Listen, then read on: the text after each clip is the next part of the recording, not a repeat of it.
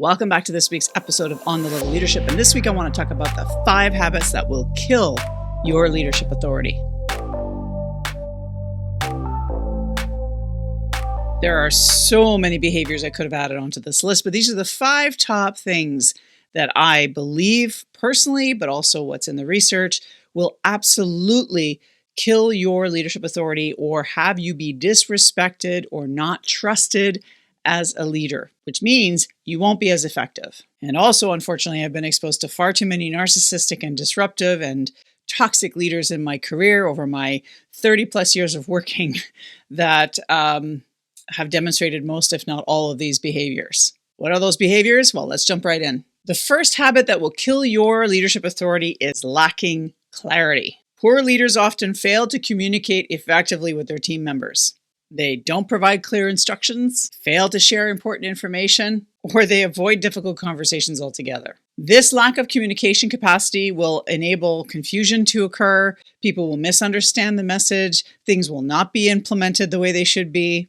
And there will ultimately be a lack of trust, not just of the leader, but of the team as a whole. The number 2 habit that will kill your leadership authority is micromanagement. In my experience, people who micromanage are insecure leaders. They micromanage their employees, and it can be completely demoralizing to the staff and to the environment. It's often a sign of a lack of competence and that the leader is way over their head in their competency. They've reached what we like to call the competency ceiling, and they are struggling and therefore micromanage everything, must know everything, have to have all the details because they feel like they don't know anything and they don't control anything. And so therefore they micromanage everyone around them. So they don't trust their team leaders to actually do their jobs. And so what happens? Well, then they interfere constantly. They're constantly checking in, asking for updates. It's very stifling. People do not like being micromanaged. The third habit that will kill your leadership authority is a lack of flexibility. Poor leaders are rigid and are unwilling to see anybody else's perspectives. They're also very resistant to change. They're unwilling to adapt to new ideas. They really don't want to hear about new processes or technologies. They don't want to hear about a new way of doing things. They just want to do things the way they've always been,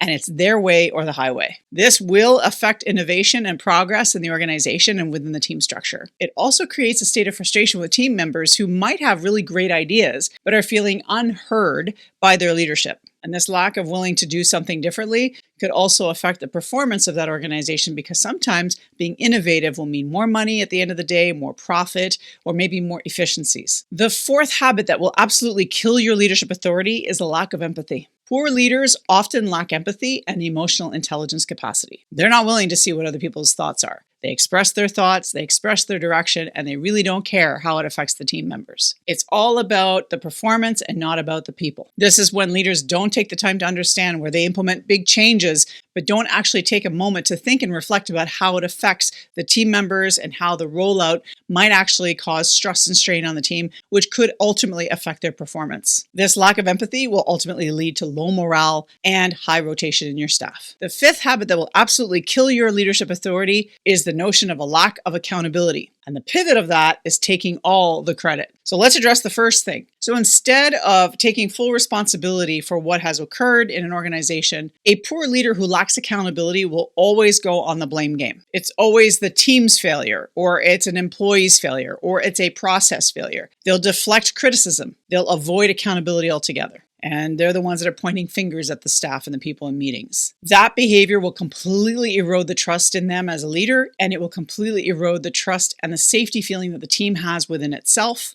and it will ultimately lead to a very toxic environment. The flip side of this is that a poor leader will also take all the credit. So when things go wrong, it's everybody else's fault, but when things go right, it's all them. Poor leaders take all the successes and they rarely give credit where credit is due to an individual or to the team. This is extremely demoralizing. I've had this happen to me and my team members have experienced this as well, where toxic leaders took all of the glory of things that went right and never once thought about the effort and the work that went behind all of that the teams put forward. You know, the grit that we all put forward to make that happen. Not appreciating your staff is a huge red flag when it comes to leadership. And I'm going to give you a bonus thing. If you do this thing as a leader in your organization, I can guarantee you that your leadership authority will be completely decimated. And that is if you mansplain or use insensitive language. This one is really clear.